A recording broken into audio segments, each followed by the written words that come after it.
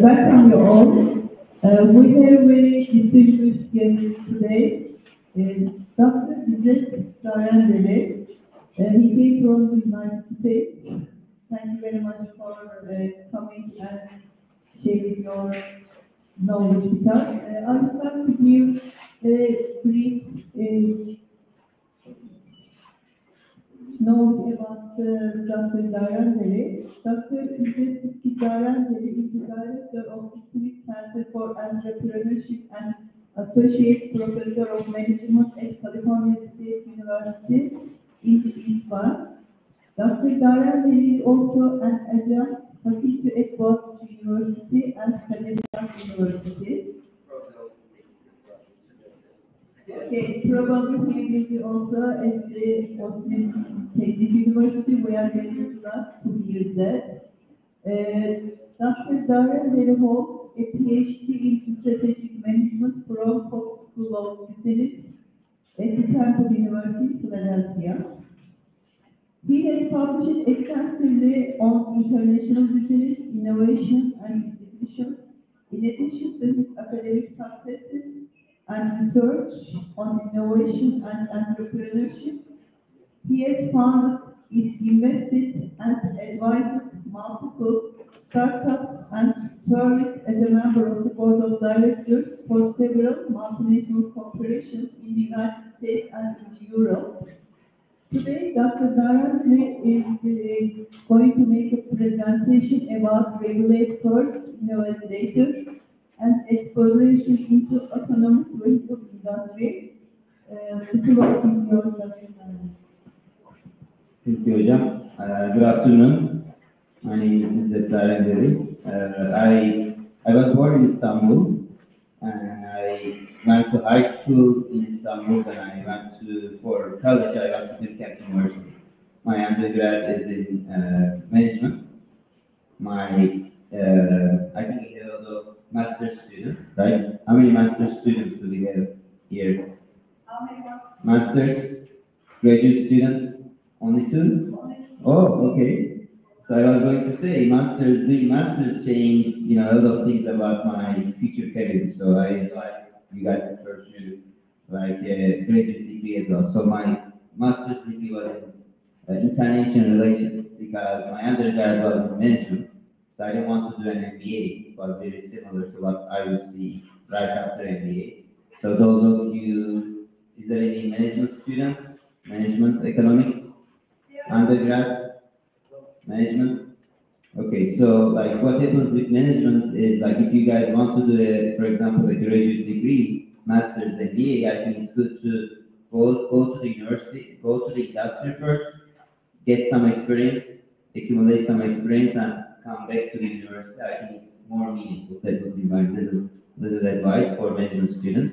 But then you can do as management students, you can do any other graduate degree such as international relations. That's what I did. So I did my master's in international relations in Bilkent University, and I went for PhD on strategic management. My focus was on innovation, international business, at Temple University in Philadelphia, in close to where you did your PhD, which is in Delaware, so East Coast. And I went there in 2009. I finished my PhD in 2015, and I joined California State University as an assistant professor in 2015. California State University is the biggest university in the US in terms of students. We have over 500,000 students in total. It's composed of 23 campuses. California itself is, if you consider it, if you see it as a country, if you would look at its GDP, it would be number 3 in the world in terms of GDP.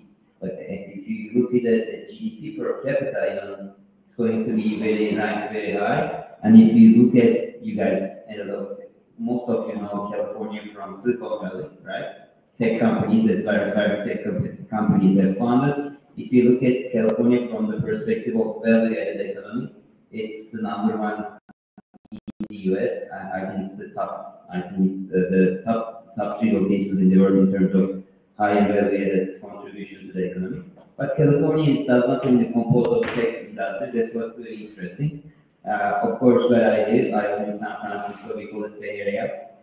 So all these tech companies are there. It's a very important location. But also California is very important location for agriculture.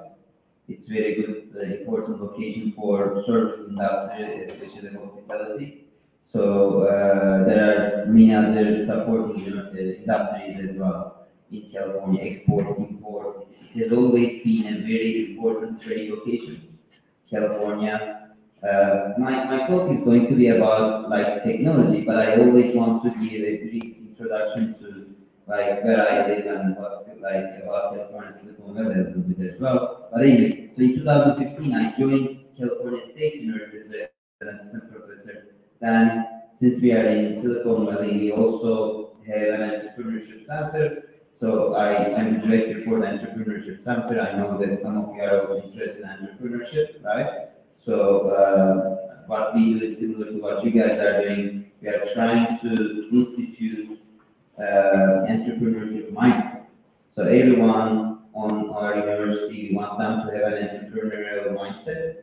Not necessarily we want them to start up founders. If they are startup founders, perfect. Like if they become unicorn owners, then they won't maybe forget their poor professors one day, right? That's one thing we are doing too. But at the same time, we are looking for them to develop these new skills. So because what's changing is, guys, I'll tell you, things are changing really fast in terms of artificial intelligence. I know everyone is here knows more than me on artificial intelligence here because this is your generation. This is the change that's happening in your generation. But I'm going to giving talks or advising companies such as OpenAI or Meta or Google if they are artificial intelligence technologies, and things are changing really fast. That has going to be very important implications for your future careers as well, in terms of what kind of job prospects, what kind of careers you can pursue. Most of the jobs are actually still there. I see the imminent threat of description of those jobs. What you guys will become as future as your those job careers will be changing or will be threatened by artificial intelligence. For that, we are always telling our students you should be developing these skills that actually artificial intelligence maybe is not that smart enough to maybe do. What are those skills? Leadership skills, right? When we are a group of people here, coming from different backgrounds, diverse backgrounds, international teams, how do you manage them successfully to execute and like a strategy? And then that's really hard. Critical thinking skills, right? There are so many different priorities. There are ethical considerations. There are diversity-related considerations. There are religious considerations. There are political considerations. How do you make the most like the optimal decision? You cannot think like a machine because it's all humans involved, right? So like we know what we are happening in Gaza, right? So if you ask a machine to maybe do something about that problem, probably unfortunately, maybe it would behave how Israel would behave, right?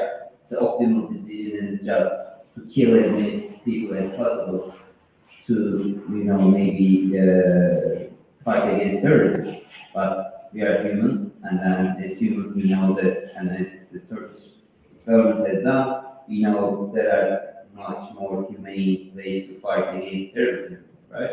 So that's why I think we still need humans, critical thinking skills, those complex decisions, all of those involve those critical skills. So coming back, as I know I talk like an academic, so you guys are looking where are we going to connect back to developing these important skills and competencies for your education, such as critical thinking skills, leadership skills, and entrepreneurship. Involving innovation is always great ways to do those. I don't know what you are thinking about it, I think that those are the things that you cannot really teach as professors in class. You can maybe teach how to think about them, but if you guys engage with extracurricular activities such as the pitch day here or like going and doing industrial visits, those are amazing. Do not miss those opportunities. This is a great university because this is very well embedded into big industry, into practice. We don't have any university like this in the US. We don't have any industry that has direct relations with the industry. This is an amazing model. So that's why I'm very excited to be here and supporting us in the technical university. I think you guys should be making the most of your time when you guys are doing here.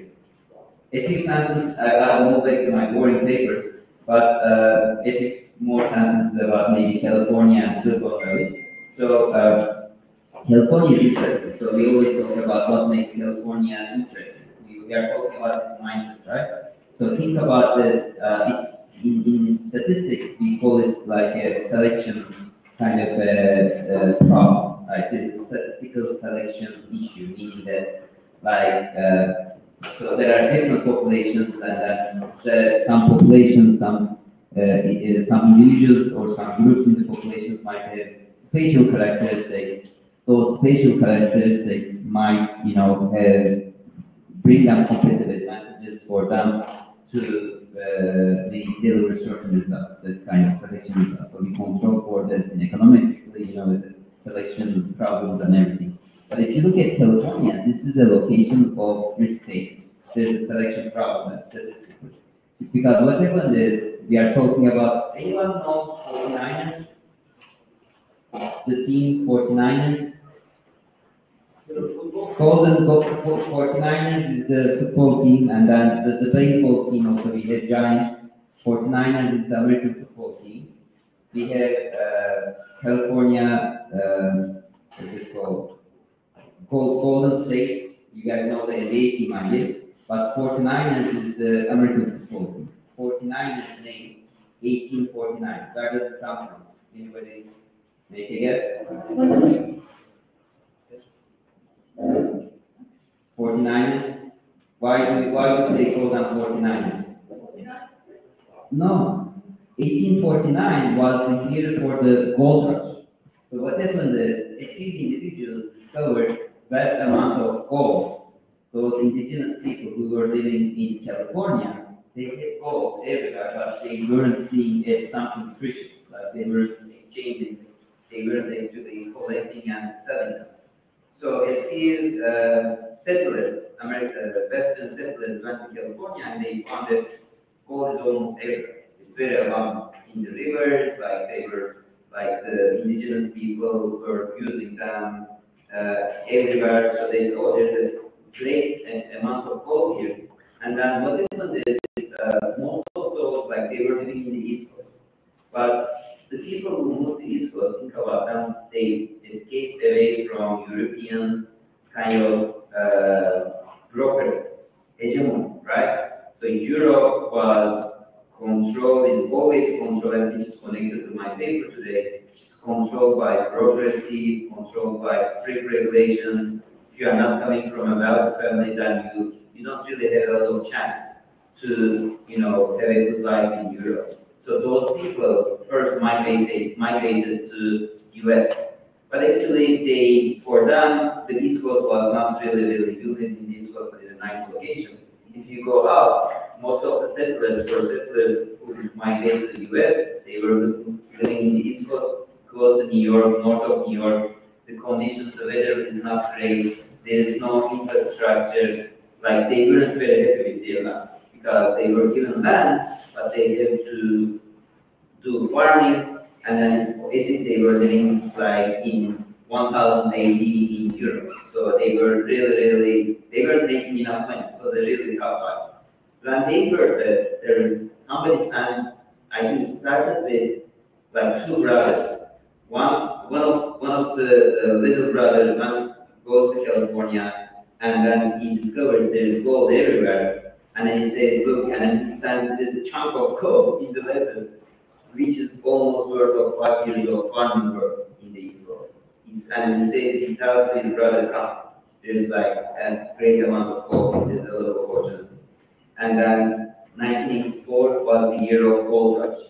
Basically everyone, not only from the East Coast, but everyone, Chinese, right, from the ships, city ships as well, Russians, but mostly people from the East Coast were actually went to California to see gold.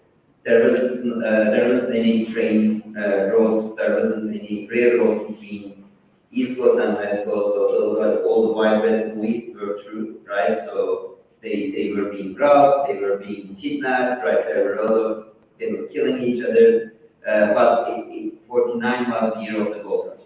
So California, first gold is discovered, right? There's a lot of wealth. There's who would go and then take risks, because think about on the way you can lose your life, you can get robbed, right? It's Wild West. Why would you take risks and then go to California? Those were the risk takers. So again, I'm talking about sample selection problem.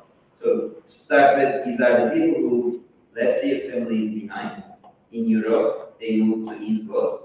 Then from those, we have more risk takers who wanted to migrate to California. So I'm talking about the mindset of California. And then after that, very lucky place. After gold, they discovered what? Like, anyone went to Los Angeles? LA? Okay, be my guest. You guys have seen the pictures. Anyone playing Grand Theft Auto? GTA? So you went to Los Angeles, right? So it's similar. I have a friend, friend's cousin, little cousin. He tells us to turn right or turn left in Los Angeles, and he never came to Los Angeles. He knows all the streets from Grand Theft Auto. So similar. So you guys will see that there is this nice beach walk. There's like nice beach, and it looks amazing from the pictures you guys have seen of the pictures of Los Angeles. If you look at Los Angeles 100 years ago, John, you will see all oil fields. They discovered oil, vast amounts of oil, and then still the oil fields are still working on their own. There's still oil in Los Angeles, like so lucky place. So gold, oil, lots of money. Then the thing that ties all this to entrepreneurship is there's a lot of wealth accumulation, and you guys have heard about the term angel investor, right? Melek yatırımcı. So that's where the angel investor term actually comes from. End of 1920s, before the Great Depression, because there was lots of money in California. Another industry boom, which is the Hollywood, the movie industry, and all these people with the craziest movie ideas, they were actually pitching their movie ideas to these wealthy people who accumulated wealth from gold and oil in California, and they were calling them angels, right? Because ideas were so out of the world, they were still supporting. You should be an angel to support that crazy idea in our culture, in our Europe. I was thinking about when it comes to Angel, yes.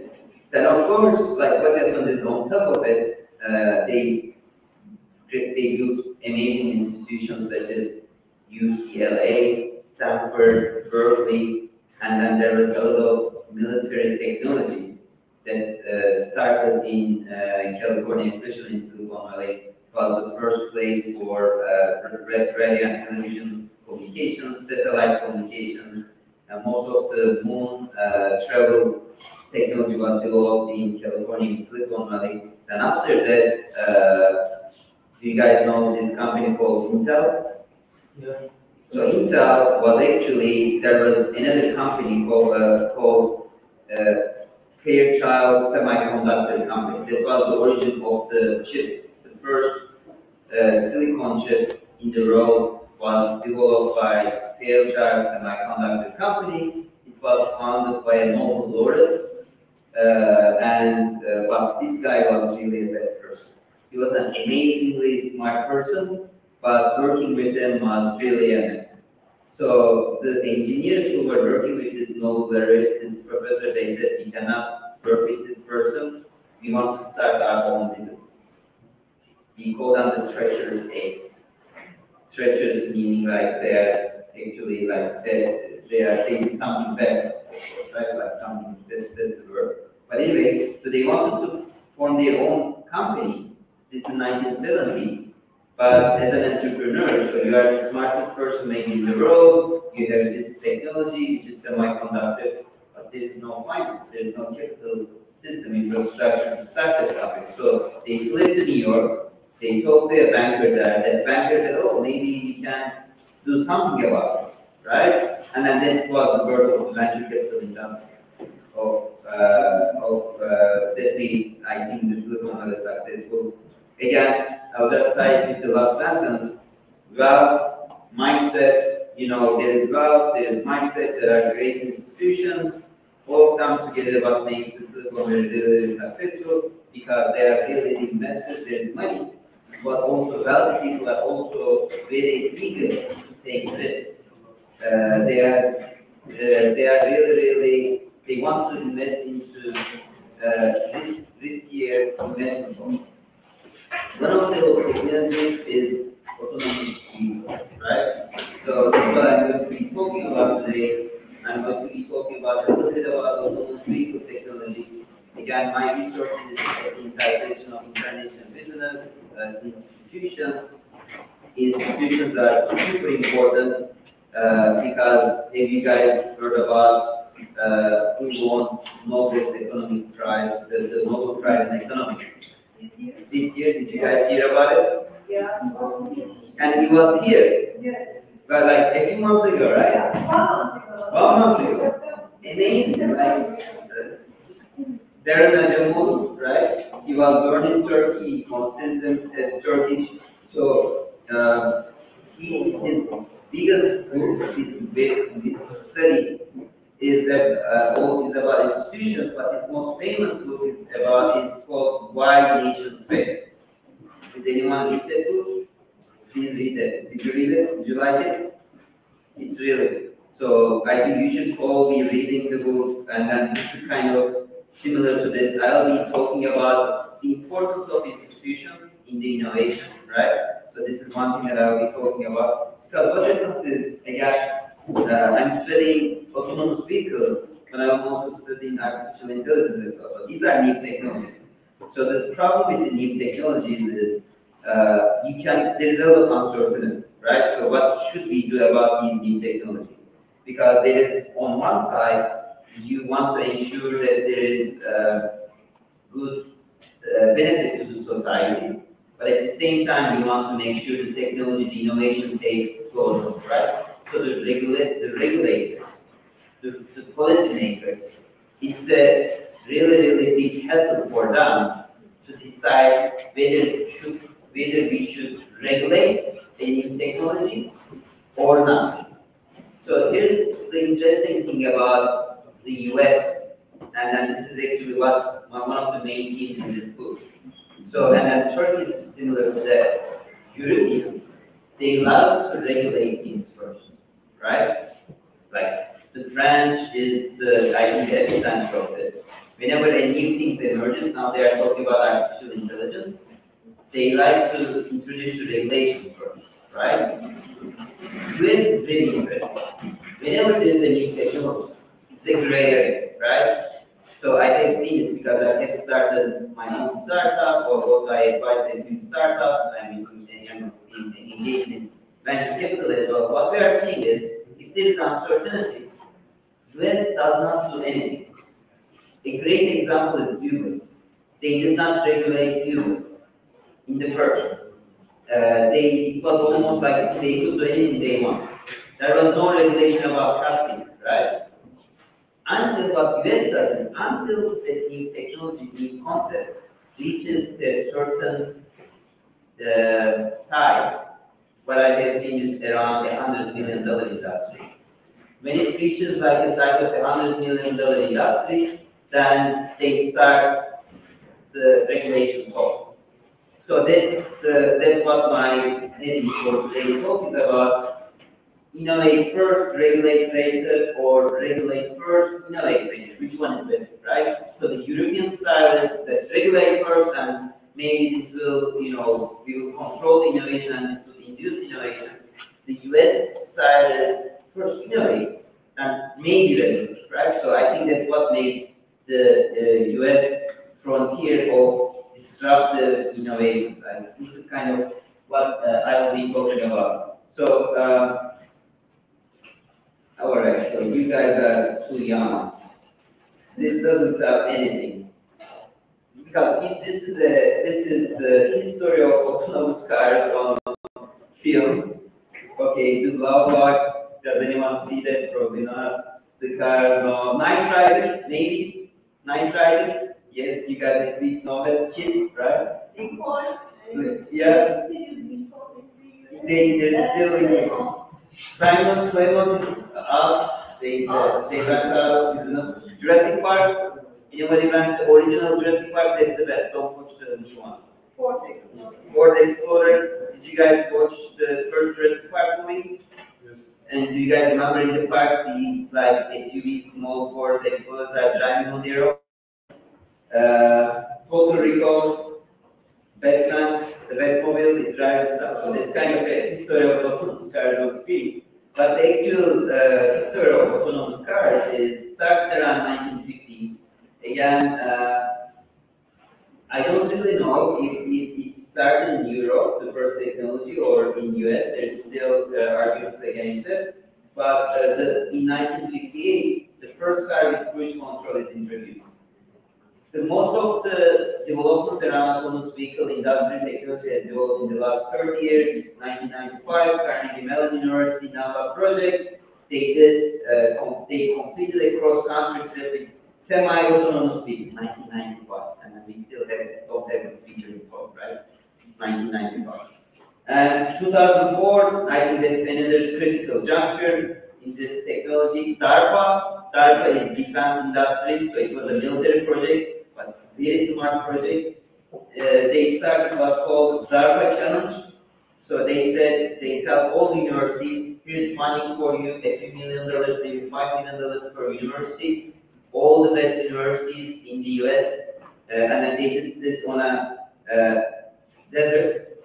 So they tried to develop their own autonomous vehicles, and then they tried to test like this, maybe like 500 kilometers or 1,000 mile autonomous.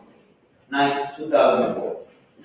And then what we are seeing is 2009, Google begins their self-driving car project. 2014, we see the first autonomous vehicle prototype. You guys know 2015, Tesla comes into the industry, and then they say they introduce the autopilot software, and then things have changed a lot. So a little bit again, background about the technology. Most of our cars today, and the cars that I like to drive, are level 0 cars. So there are no autonomous features.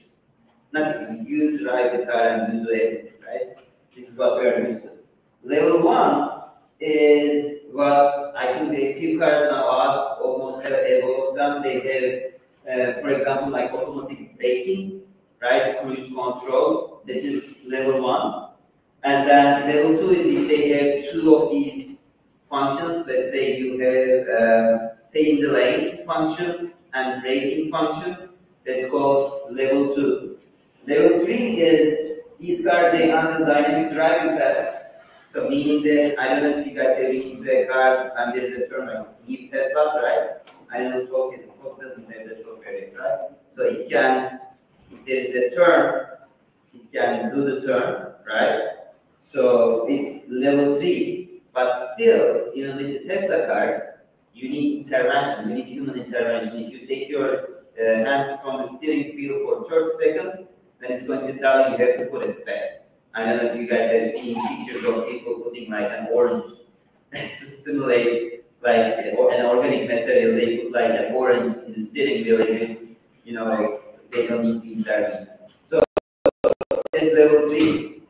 Level 4, these cars are officially driverless in certain environments. We have a few of them.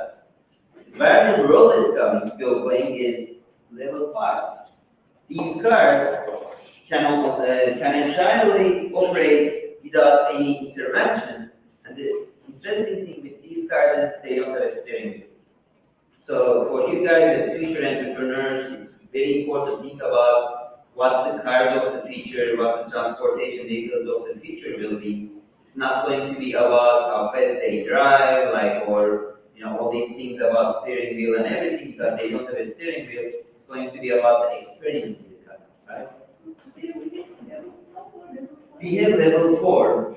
Level 5 is what's being tried, but they are not allowed to be on the road. level 4 is allowed, and my research is about level 4 actually. Yeah. So again, pictures of Tesla driving itself, or the relative technologies. Ford is developing these, Volkswagen is developing, working on these technologies. This is autonomous vehicle, autonomous driving technology. If you visit me here in San Francisco, we have a few companies. These are driverless taxis. These are Jaguars. Waymo is Google invested in Waymo. And then these are on streets, so you can actually, like Uber, you can call this taxi, there is no driver. So tourists are crazy about it. And the feeling is really strange, right? Like there's no driver. You don't feel safe at the beginning. Yeah. That was the early times of, like, it was similar in the planes as well. So when they introduced this automatic pilot technologies in the planes, people were very afraid. Because of that, they wanted, like, they were opening the door of the cabin so that people could see, like, the actual pilots. They were still controlling the plane. So we had this thing, I think, similar thing. So I'm looking at the regulations related to the autonomous vehicles. If we look at the regulations, the time of regulations, especially in San Francisco, in California, in 2014, autonomous vehicle testing regulations were adopted in California. In 2023, San Francisco City, they granted Cruise and Waymo, so these are the two major autonomous vehicle taxi companies, unlimited commercial expansion. And in October 2nd, 2023, the famous Cruise Panini incident happened. So what happened is one of these autonomous taxis, it was involved in an accident where a pedestrian first was hit by another car, and then lady was then dragged under the driverless car. So the driverless car did not hit the pedestrian first. Another car first hit the pedestrian, then I think it happened so instant that the software didn't catch it, but the problem is it kept dragging the person underneath for 400 feet or something. So what happened is she didn't die, she survived, but right after that DMV, they suspended Cruise self-driving permits, and then effective immediately in May 2024, they are trying to bring back their permit. So this is what I'm looking at from the perspective of the literature. Again, as I said, literature and the policymakers, they don't know what to do because there are two sides of the coin. One is, like, whenever there is a new technology, disruptive technology such as autonomous vehicle, they don't know what to regulate, whether they should regulate or not. So this is the first problem, because it introduces uncertainty. And the question is, there are two, like in economics and innovation in management, there are a lot of studies which show that specific policies and regulations, they help the advancement of new technology. So one side says regulations are good, they're going to support the new technologies, and the other side says regulations are detrimental to innovation, right? So this is the question that does not have a specific answer in the literature. So, and then there are very few studies that are actually that is looking at this process. So this is what my paper is about. From theory perspective, it's based on new economic geography and institutional theory. So economic geography means it's a field in economics where it looks at the economic locations and economic activity based on the location-specific actors and I guess the specific things to that location, the features of that location. And institutional theory says, as in Darren's book, the Ranajamolo's book, it says that institutions are very important, right? They set up the rules of the game, but also in my paper, I have this new institutional view which says that because we consider that the regulations, how will regulations, laws emerge, right? So we have MMA, right? We have the political parties, they think about the regulation, and then they pass this regulation and industry to be controlled. But actually, it's much more a complex process where you have stakeholders. So the academicians like you, they are being consulted, right? There are white papers, players from the industry, they are active. They inform the rule makers, they go to ministries, they inform about that. In the US, there is lobbying. Lobbying means that every company and individual, when they contribute to a political party or representative, it's transparent how much they contributed. So you can actually formally, let's say I'm an autonomous vehicle company, and I can, as company, I can maybe contribute towards $10 million or $100 million to Trump's or Kamala Harris's election campaign. It's transparent, there's nothing wrong. And then let's say Trump is elected, and then I have contributed as a company $100 million to Trump's campaign. After Trump is elected, if he passes a law that is like beneficial to autonomous vehicle, nobody has a problem with it. Because I already contributed $100 million, and the Trump administration legitimately needs to support, they have to support what I have lobbied for. So what I'm trying to say, the institutions, they do not emerge out of their own. It's a process, there is a process, there is an evolution. In our countries where lobbying is not transparent, there is some corruption, but there is also some influence. In the US, yes, there is again some corruption, but it's more transparent, right? There is lobbying activities that are going on. So basically, what I'm trying to argue in this paper is very interesting. So I'm looking at all the rules and regulations. These are all rules about autonomous vehicles all over the US. And then US is composed of states. Then also those states have cities, right? Similar to Turkey. So every state and city have jurisdiction to pass their own special autonomous vehicle rules and regulations. There is federal government. Federal government sets the policies. Then states, they have autonomy on how to execute that policy, right? Very good point. So the government, the Trump or the Kamala Harris administration can come with their autonomous vehicle or artificial intelligence policy. Then the states have an autonomy to how to interpret that policy, sets the rules and regulations specific to the state, and within states you have the zip codes, the cities, that decide on what kind of rules and regulations they are going to allow about this entity.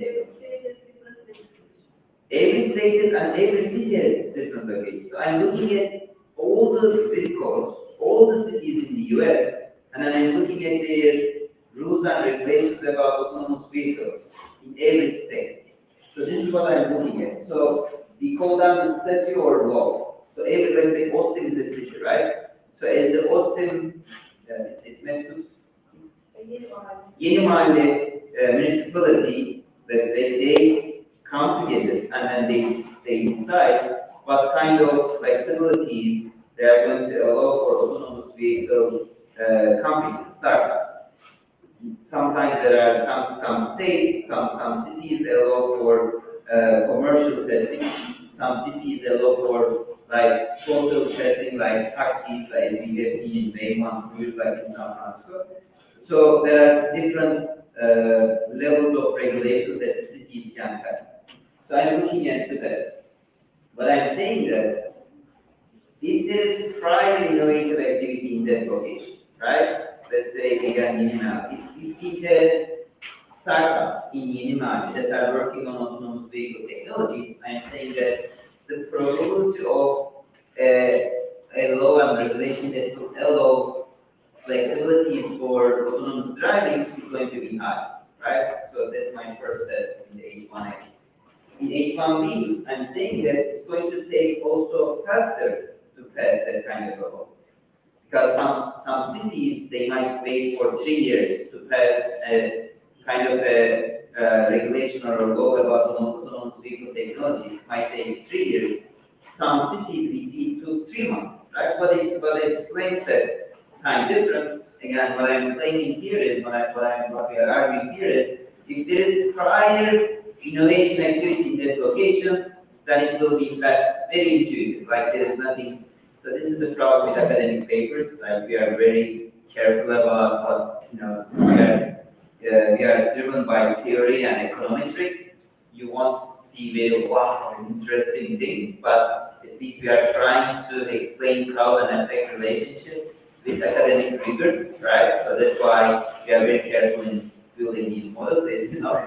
And then what I'm also saying that the older the innovative activity in that location, then there's going to be more probability for a law or like a regulation to be passed in that city, or it's going to be faster for it. So that, let's say, if Missouri, right, or let's say Yanina versus Etimescu, if there are firms, there are innovative activities started in Yanina and it started 10 years ago versus Etimescu, that the innovative activity about autonomous vehicles started 2 years ago, there's going to be a difference, right?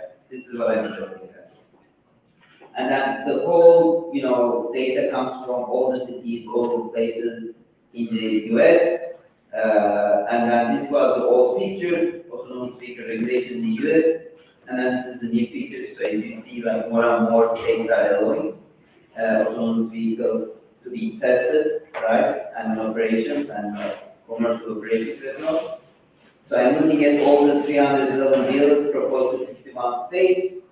And I'm controlling for many factors, including on zip code base, right? Like economic conditions,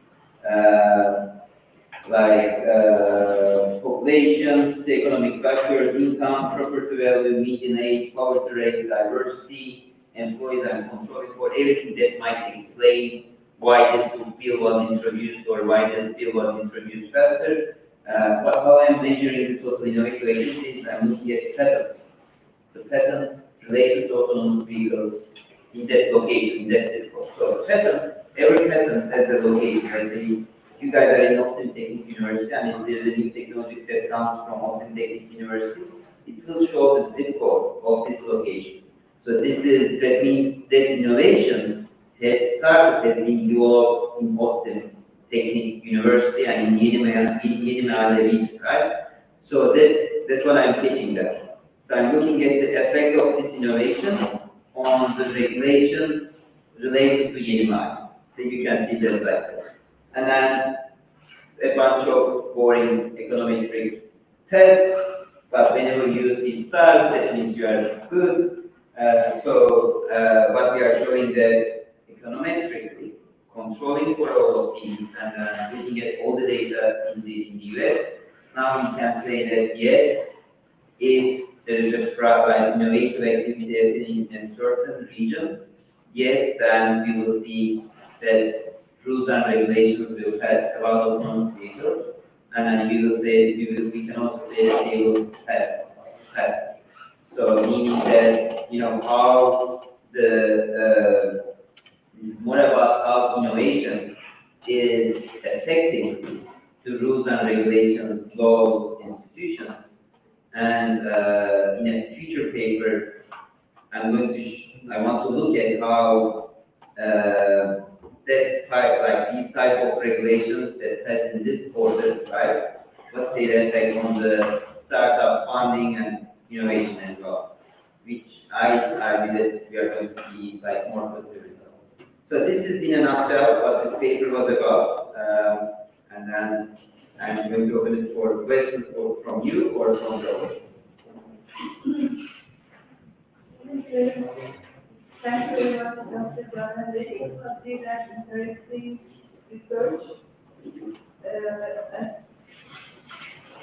I would like to ask your opinion. What is the advantages or disadvantages using the autonomous vehicles?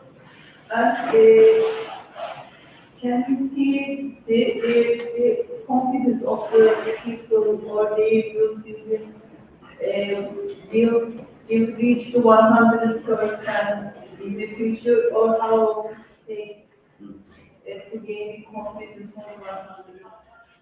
Very good Thank you so question. much. Very good question. So when first electricity was introduced in the world, people were thinking it was consuming the oxygen in the room. So they weren't turning on the light bulbs in the rooms because they were thinking that it actually kills people who are taking the oxygen in the room. So whenever there is a new technology similar to artificial intelligence, especially from people who do not understand new technologies, there's always a fear, right? Same thing with autonomous vehicles, many customers, consumers, regulators, politicians, they are afraid. Number one, because they don't know enough about it, which is normal, right? And then number two, we have bad players such as Tesla. Tesla is a great company. Elon Musk is a very smart person, but he is, and Tesla is very assertive, like meaning that in terms of he's very ambitious. Number one, and those of you who know a little bit about Tesla's autonomous vehicle technologies, it's mostly based on LiDAR technology rather than these sensors with the imaging, which is more expensive. So he went with the LiDAR technology, which is cheaper. But the claim there is maybe the LiDAR technology is not enough to detect everything on the road. And then there are a lot of arguments against whether Tesla's autonomous vehicle technology is safe enough. And then it's involved in thousands of crashes. And at least 10 people have lost their mind and they've lost their lives in Teslas. Because of Elon Musk's political power and lobbying, most of these crashes and their reports have not been shared with the public. They were shared with the public 2 weeks ago. It shows that the Tesla's technology is not ready yet to take on the full autonomous vehicle operation, which is scary, right? So, because again, you have your family, and you want to trust the technology. Yeah. So there is this problem. So, back to your question, I think it needs to be more transparent. Companies needs to be more transparent, and then again, the regulators, we need still some regulation there because we need to ensure the safety of the individuals. Yes. I have one question and also one interesting fact about this question. First of all, you mean that people are afraid about the new technology? Or what? For example, lights are taking oxygen. Yeah, that's what they were feeling like when the light bulb were introduced. For example, about cars, I also have an interesting example. For example, when the first Mercedes was created, one woman came to village with this first Mercedes, and villagers thought that she is a witch in the river. Yeah. Yeah. So we have this problem. Not you guys don't have this problem, but maybe older people have. Yeah, just the ball is the magic, it's a witch. Yeah. So that's what makes these technologies like problematic, right? So again, politicians are the same, right? Yeah. So because you want to ensure the safety of your citizens, right? You want to ensure people don't die by driving a Tesla. And if Tesla claims to show this is a marketing feature, say that because like since they are the first one who introduced autonomous driving feature in their cars, it's a great marketing feature. People buy Teslas, most people buy Teslas because of the autonomous vehicle capabilities. But if that capability is not safe, right, then it means it's almost lying to the public, right? It's a problematic thing. So as customers, consumers, we might be afraid of new technologies, but at the same time, we need to have transparent, good information about new technologies as well. So that's kind of what makes this question very challenging. So that's why I wanted to study this paper. Thank you for your presentation. First, it was a really quite a good presentation for us. My question is like when we consider about the autonomous cars in the world, like mostly we need the data. Like it's the first thing which I consider about the autonomous cars. I think how we're gonna get the data. Like what do you think? Are we gonna able to get this kind of data from the roads, the governments? Like what's the process of the getting the data from? to develop the autonomous cars for future? Yeah, great question. By the way, I was going to ask them if they introduce themselves and they would ask a question. So first we had your question. What's your name and what's your major? My name is Eldar. Haydar? Eldar. Eldar, and then what's your major? What are you studying? I'm international finance student. Which year? Fourth year grade. 14, nice. He's from Azerbaijan. I was going to say Iran. Eldar is an Iranian name. Well, it's a Turkish name, Eldar. Azeri. Yeah, because I have some friends from Iran who has the name Eldar. And yours? I'm Kerem. I'm the third year, fourth year economics and both international trade and finance. Great. Okay. So in every technology, anyone is interested in AI, artificial intelligence, machine learning, data is the key, right? Without the good data, you're nothing, right? So you have to have really good data. In the autonomous vehicle technology, we are talking about millions of maybe miles and potential things that might happen in the world. In 1995 and after 2014, after those challenges, companies have started and universities have started those tests in designated spaces. So they build like fake cities to test to get together data. But as you said, it's not enough, right? So in order to stimulate or simulate the real world scenario, that's why they needed testing on real world. That's what those rules and some of the rules and regulations are about. Some of the rules and regulations say that if you have a driver in the car, you can test the autonomous vehicle technology. You can gather data. So the more data you gather, images, people are they should gather this data best in Ankara Sanayi, UAE, right? All people are cutting in front. So I think that would be a nice data. That the better your model becomes, right? So it's all about data, as you said. So if you regulate this, then you won't have data. That means the model is not going to be good enough.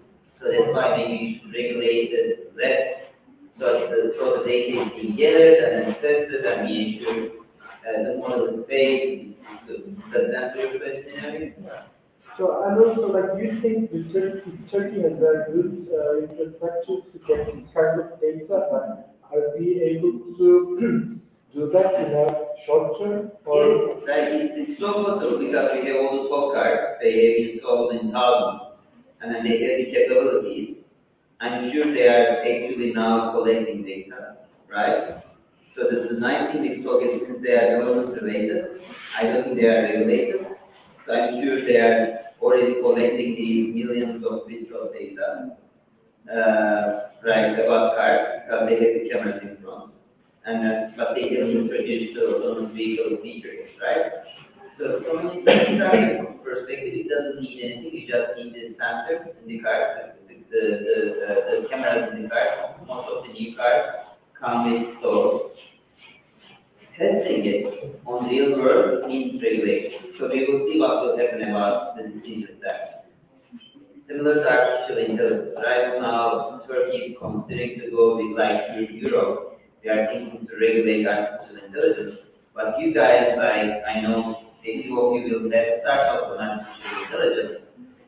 It's not a very good idea to regulate artificial intelligence because then it will limit what you can do, right? It becomes so expensive because then the governments, they want you to track everything, they want cyber security, they want like accountability. As a startup, you cannot afford those things, right? So I think we will see how we will react to autonomous vehicles. The only advantage with Turkey with autonomous vehicle testing is talk. If they want this technology to be good and talk, I think they're going to allow it for testing. For the question, Yeah, your name. my name is Ivan. I'm studying master computer engineering. For the data that you mentioned for the last question, especially in USA, most of the citizens are thinking about the companies that collect data. So then they say, no, we don't like this way to, we don't like that companies, or let's say the devices that collect our data.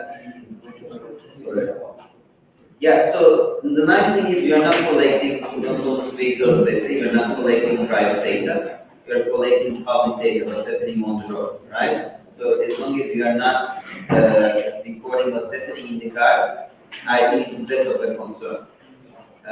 So from that perspective, even the US people don't have problems. They see it as more like a also safety feature.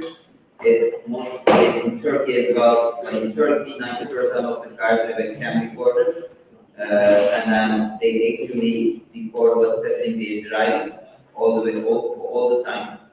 So I think culturally people are okay with recording what's happening on the road. They have more problems of recording what's happening inside the car that comes with privacy, I guess. Yeah, good point.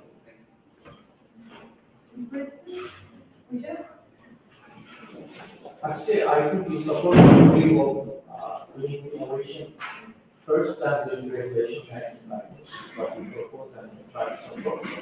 But in my view, absolute expectation for government is regulation. If we try to postpone some kind of regulations to let the innovation go and evolve, then we will have some kind of problems. So of course, so there's the two sides. So there is no optimal decision. By the way, are you Hocam? Still student. Still student. Mustafa Hocam. What's your view? I'm really into computer science stuff, but okay. I also respect your view about privacy. Yeah. It's very important, especially when we want to an educated person. Probably at least half of them will reject to be shared with your data. So there's an undoubted privacy to those technologies. But there should be a balance. Balance, yeah, that's the optimal decision. So it depends on, I guess, one problem there is, what my perspective is, you cannot regulate it right away. So that's most of the policymakers and regulators like to do, especially in Turkey as well. They want to regulate something first. They put a standard. Sometimes it's corruption related. Since once you put a standard and regulation, that means you can choose winners and losers in an economic system, right? So you set up the standards in a way that you design the system in a way that who will be winning and who will lose. That's the main rationale behind regulating something. Also, from, as you said, from a safety perspective as well, they might be saying you want to regulate it. Then my problem there is how much do you understand from this technology? The policymaker in the ministry, right? Or the National Assembly member, milletvekili, or even the Prime Minister or the minister who thinks about these policies. It's impossible for that individual to know enough about these technologies, right? It should be a process. People like you should be involved in the process. Not only big companies, right? Startups, innovators. It should be a process where they should be informing them in the right way, and the regulation, the optimal regulation should come out like that. But it's most places not that. Yeah, so my point is, the government should do the regulation not only for the citizens, but for itself too. That means they have to establish and sustain good organizations and dependent institutions to regulate those things too. So I should be worrying about my privacy or the risk that I'm going to be taking by using those stuff. Correct. Actually, this is the problem for the underdeveloping or never developed countries. But it should be a problem for developed countries because they do have reliable institutions which will regulate those things and even the trust. So for Turkey, that's why we are not going to get successful in Islam. Yeah. But again, even with the privacy, right? It's a very sensitive subject. Let's say if we start regulating privacy very strict in Turkey, that means that's your view. Image recognition, right? It's going to be almost impossible to develop your models because then you won't be able to use any private image at all. You have to go all the public databases, and then even that might be problematic because those databases, those data might be owned by individuals or firms. So how are you going to train your model? So I think there needs to be a balance there for certain flexibilities under certain conditions. Let's say you train your model, but you cannot use this model for commercial purposes. You have to track, right? Something like that. I don't know. I don't know that. Actually, Turkey, we have an advantage. We have to start from one place. Yeah. Maybe we found out of data. Also, have you spoke about the regulations for regulations. Sometimes the regulation may stop a new regulation, but there's regulation, there's rules to make regulations. Okay, these are new ideas that wasn't existing before. Yes. And come out from the we have regulation. There are limitations on how big regulation. Correct. Should be also updating itself as great. Right. Thank you.